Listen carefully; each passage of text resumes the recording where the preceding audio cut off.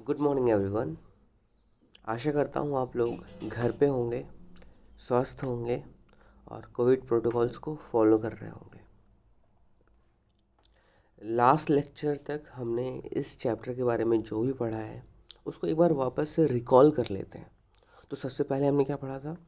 Type of crops हमने पढ़ा था, टाइप्स ऑफ क्रॉप्स। तो उसमें हमने ये देखा था कि कुछ ऐसे क्रॉप्स होते हैं जो बारिश के मौसम में ज़्यादा होते हैं, कुछ ऐसे क्रॉप्स होते हैं जो दूसरे सीज़न में ठंड के मौसम में ज़्यादा होते हैं। ठीक है, तो रबी क्रॉप, खरीफ क्रॉप और तीसरा हमने एक पढ़ा था जायद क्रॉप। जायद क्रॉप क्या होता है? रबी और खरीफ के बीच का जो ड्यूरेशन होता है, उस ड्यूरेशन में जो फसल होते हैं वो जनरली सब्जियां ही होती हैं। छोटे मोटे फसल होते हैं जिनका जो लाइफ स्पैन होता है बहुत ही थोड़ा होता है। उसके बाद हमने एग्रीकल्चरल प्रैक्टिसेस टॉपिक स्टार्ट किया था और इस टॉपिक में हमने पहला सब टॉपिक कवर किया था, वो था preparation of soil. Preparation of soil में बेसिकली हम मोटा मोटी यही पढ़ते हैं कि प्रिपरेशन ऑफ सॉयल के बाद जो अगला स्टेप होता है, सोइंग ऑफ सीड्स, उस स्टेप के लिए वो मिट्टी को तैयार कर दे। मतलब सीड्स जो हैं जिनको उगाया जाना है, सीड्स को ज़मीन में डालने से पहले, खेत में डालने से पहले उस खेत को ये जो सीड्स होते हैं उनके साथ में कंपेटिबिलिटी आसान हो जाए, उस तरह का कुछ उसमें हम चेंजेस कर देते हैं। जैसे टाइलिंग बोल सकते हैं हम, या लूजनिंग ऑफ सॉइल बोल सकते हैं। और उसके बाद लेवलिंग हम बोल सकते हैं। लेवलिंग के अलावा उसमें खाद वगैरह भी डालने का जो प्रोसेस होता है सीड्स वगैरह डालने से पहले, ये पूरा का पूरा प्रोसेस किस में आता है? प्रिपरेशन ऑफ सॉइल में आता है।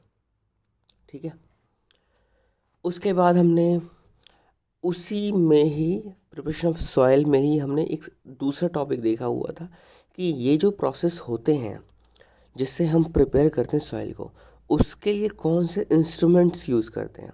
तो हमने ये देखा था कि मोटा मोटी हम जनरली प्लाऊ यूज़ करते हैं, हो यूज़ करते हैं और कल्टीवेटर यूज़ करते हैं। बहुत पहले के टाइम में या अभी कुछ सालों पहले तक प्लाऊ खूब यूज़ होता था, हो वगैरह हम जनरली नहीं देखते हमारे साइड में। लेकिन कल्टीवेटर्स का इस समय बहुत ज़्यादा ट्रेंड चला हुआ है। तो ज़्यादातर लोग टाइम बचाने के लिए और पैसे बचाने के लिए कल्टीवेटर ही यूज़ करते हैं। क्लियर है? तो यहाँ तक तो सारा कुछ हमने कवर कर लिया था और आई होप ये चीज़ें आपको अभी भी याद होंगी और आगे भी याद रहे, तो इन चीज़ों को आपको बार बार रिकॉल करना है। अगला टॉपिक पढ़ते हैं, सोइंग ऑफ सीड। तो sowing of seed is an important part of crop production. ठीक है, सोइंग जो है क्रॉप प्रोडक्शन का एक समझ लो सबसे इम्पॉर्टेंट पार्ट्स में से है। वैसे बाकी सारी चीज़ें इंपॉर्टेंट होते हैं, सारे स्टेप्स इंपॉर्टेंट होते हैं, लेकिन अगर आप सीड्स डालोगे ही नहीं तो पौधे तैयार कहाँ से होंगे? ठीक है, तो that's why it is an important part of crop production. Before sowing good quality clean and healthy seeds of a good variety are selected. क्या होता है कि दुनिया में कई तरह की वैरायटीज आती हैं किसी भी एक तरह की फसल की। ठीक है, फॉर एग्ज़ाम्पल ये ले लो कि आपके यहाँ पे गन्नों की बहुत सारी वैरायटीज़ होती हैं। जो गन्ने आते हैं कई वैरायटीज़ के होते हैं, उसमें भी आप लोग हर साल जो है चूज़ करना होता है आपके पापा को या जो भी खेती करता है, उनको चूज़ करना होता है कि क्या इससे भी कुछ अच्छा वैरायटी आया, कुछ ऐसा वैरायटी जो जिसका वज़न बहुत ज़्यादा हो, जो बहुत ज़्यादा रस देता हो, जो बहुत ज़्यादा मीठा हो। तो ये हर साल जो है, और हर साल हम ये ढूंढते हैं या किसान ये चीज़ें ढूंढते हैं। सिलेक्शन प्रोसेस हर साल चलता है। और वो सिलेक्शन प्रोसेस चल क्यों रहा है? क्योंकि गन्नों पे किसी एक जगह पे कोई एक इंस्टीट्यूशन है, वहाँ पे हर साल लगातार एक्सपेरिमेंट्स चल रहे हैं कि क्या हम इससे भी ज़्यादा अच्छा गन्ना प्रोड्यूस कर सकते हैं जो कि बहुत ढेर सारा पैदावार देता हो। थोड़ा सा ही गन्ना हम लगाएं और वो ढेर सारा पैदावार देता हो। तो उस तरह का क्रॉप जो है प्रोड्यूस हो सके, उसके लिए लगातार रिसर्च चल रहा है। और चूँकि वैरायटीज़ मार्केट में मौजूद हैं तभी हम वैरायटीज़ के बारे में बात करते हैं। अगर कोई एक ही आदमी गन्ना बेच रहा होता और सिर्फ एक ही टाइप का गन्ना बेच रहा होता, तो फिर क्रॉप प्रोडक्शन में उतना ज़्यादा इम्प्रूवमेंट नहीं हो पाता है, इतना टेक्नोलॉजिकली एडवांसमेंट नहीं हो पाते। लेकिन लगातार आपको भी पता है कि लगातार हर साल कुछ ना कुछ नया आता रहता है, और कुछ हम लोग लगाते भी हैं हर साल। जो नई नई चीज़ें आती हैं उसको हम ट्राई भी करते हैं। तो इन द सेम मैनर बाकी सारे क्रॉप्स के साथ भी होता है कि जब भी हम क्रॉप जो है सो करने वाले हैं, सोइंग ऑफ सीड करने वाले हैं, तो सो करने से पहले हमें ये चेक करना होता है कि क्या वो क्रॉप अच्छी क्वालिटी का है, क्या वो क्रॉप हेल्दी है, क्या वो सीड्स इन जनरल हेल्दी हैं या नहीं है। तो ये 2-3 एस्पेक्ट्स देखे जाते हैं, उसके बाद ही डिसाइड किया जाता है कि क्या मैं ये क्रॉप जो है लगाने वाला हूँ या नहीं लगाने वाला हूँ। तो आगे क्या कह रहा है, farmers prefer to use seeds which give high yield. High yield मतलब जिसका प्रोडक्शन बहुत ज़्यादा हो, मतलब मैं कम से कम पैसा लगाऊं और ज़्यादा से ज़्यादा क्रॉप्स हो सके, इस तरह का कुछ जो सीड अवेलेबल होते हैं मार्केट में, उन्हीं को फार्मर्स प्रेफर करना पसंद करते हैं। ठीक है, उसके बाद से एक टॉपिक आता है, बहुत ही इम्पोर्टेंट टॉपिक, वो है selection of seed. Selection of seed क्या होता है, इसमें बेसिकली वही सेम आइडिया है जो ऊपर लिखा हुआ है कि जो सीड्स होते हैं वो, उनमें से जो हेल्दी सीड्स हैं उनको कैसे सेलेक्ट किया जाए। हमें पता है बहुत सारे तरह के मेथड्स हो सकते हैं, उसमें हो तो सारे के सारे मेथड्स बहुत ज़्यादा चलेबल ना हो, बहुत ज़्यादा एफिशिएंट ना हो, लेकिन कोई ना कोई एक मेथड हम ज़रूर यूज़ करें ताकि हम पता कर सकें कि ये जो सीड्स हैं वो हेल्दी हैं या नहीं है। अब इसका बिल्कुल बेसिक सा एग्जांपल ले सकते हो, एक कोई भी एक बर्तन ले लो, उस बर्तन में ढेर सारे राजमा के सीड्स डाल दो, राजमा डाल दो। ठीक है, अब राजमा डाल दोगे, अगर सारे के सारे राजमा के सीड्स डूब जाते हैं, दैट मीन्स कि सारे के सारे राजमा के सीड्स अच्छे थे। कोई एक राजमा का सीड अगर मान लो ऊपर तैरता रह गया, ठीक है, तो समझ लो वो राजमा अच्छा नहीं था। क्यों नहीं अच्छा था? अगर हम बात करें सीड्स की, तो सीड्स में कॉटिलेडन्स होते हैं। अगर सीड को बीच में से खोल दिया जाए तो ये 2 पार्ट्स निकलते हैं। ठीक है, 2 पार्ट्स निकलते हैं, यहाँ कहीं से वो पौधा निकलना होता है, ये कॉटिलेडन्स होते हैं। ठीक है, कॉटिलेडन्स। ठीक है, तो ये तो कॉटिलेडन्स होते हैं, इन्हीं कॉटिलेडन्स से ही इस सीड को फूड मिलने वाला। कब तक इसको फूड चाहिए? जब तक इसमें से रूट्स ना निकल जाएं। जब तक रूट्स ना निकल जाएं तब तक ये कॉटिलेडन्स का होना बहुत ज़्यादा ज़रूरी है, क्योंकि कॉटिलेडन्स में ही स्टोर्ड फूड होता है। ठीक है, अब कॉटिलेडन के अंदर ही स्टोर्ड फूड सफिशिएंट अमाउंट में नहीं होगा तो ये पौधा कैसे ग्रो कर पाएगा, इसमें से रूट्स कैसे निकल पाएंगे। That is why a healthy seed is very important. ठीक है, क्यों इम्पॉर्टेंट होता है? अगर आप राजमा नहीं समझते हो तो आप चना समझ सकते हो। ठीक है, चने का जो 2 पार्ट हो, चने को आप खोलना चाहो, अगर चना थोड़ा सा भीगा हुआ हो तो अगर आप चने को खोलना चाहो तो बीच में से आराम से खुल जाए, दोनों पार्ट्स अलग अलग हो जाते हैं। ठीक है, तो वो जो दोनों पार्ट्स के बीच वाला पार्ट है, ठीक है, जो दोनों को चिपकाए हुए था, उसी बीच वाले पार्ट में ही सारा का सारा भोजन है। वो बीच वाला पार्ट ही कम हो, कमज़ोर हो, उसमें वो पूरा खोखला हो, तो वो कैसे फूड प्रोवाइड कर पाएगा ताकि उसमें से वो जो पौधा जब तैयार होगा उसमें से रूट्स निकल पाए।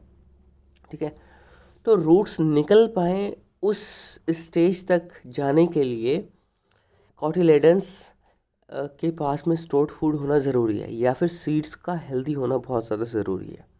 तो आई होप ये प्रोसेस समझ में आया होगा, सिलेक्शन ऑफ सीड प्रोसेस समझ में आया होगा।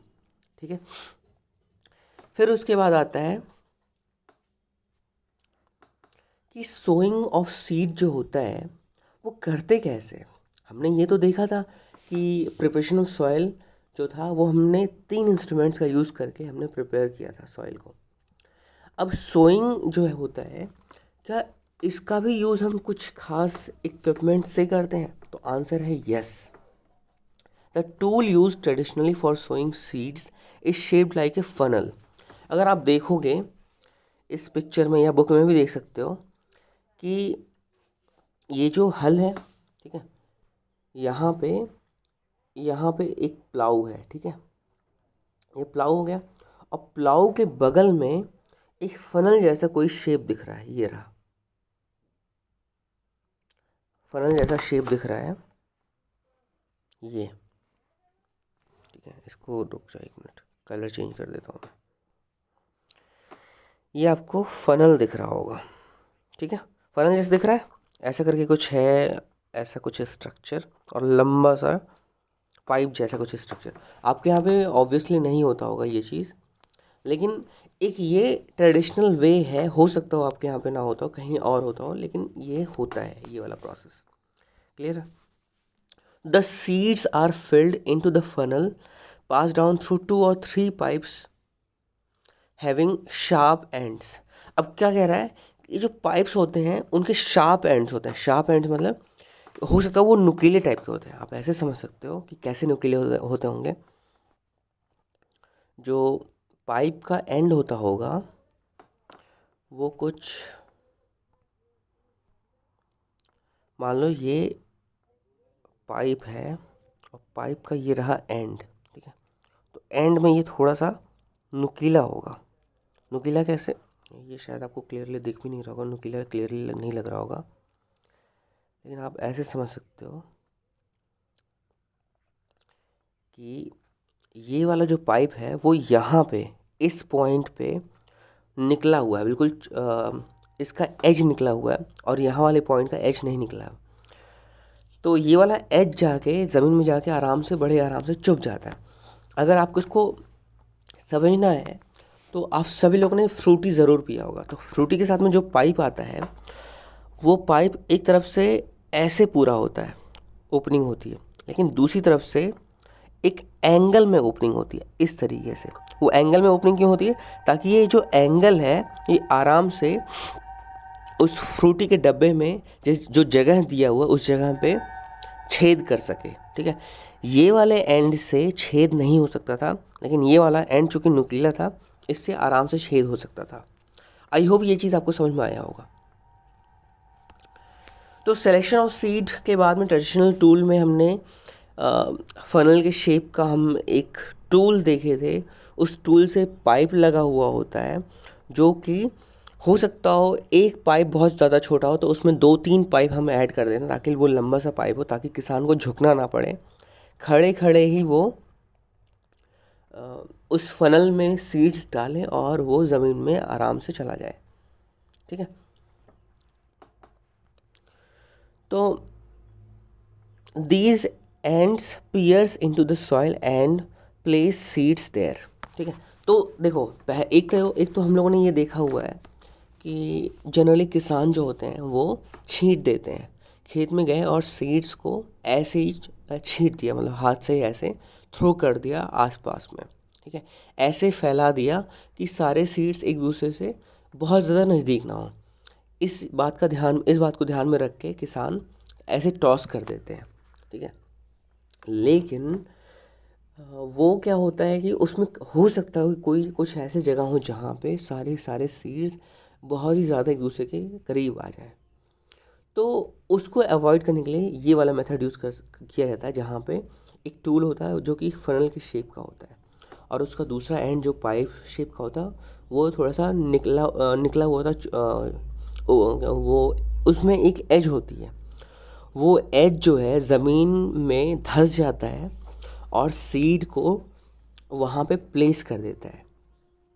अब सीड को ज़मीन के अंदर प्लेस करना क्यों ज़रूरी होता है, ताकि अगर मान लो आंधी आए, हवा तेज़ चले तो वो उड़े नहीं, पहली बात तो ये, दूसरा कोई भी जानवर आके उसको खा ना जाए, ठीक है। खास करके जो बर्ड्स होती हैं वो बर्ड्स बड़ी आसानी से उसको चुग लेती हैं दानों को।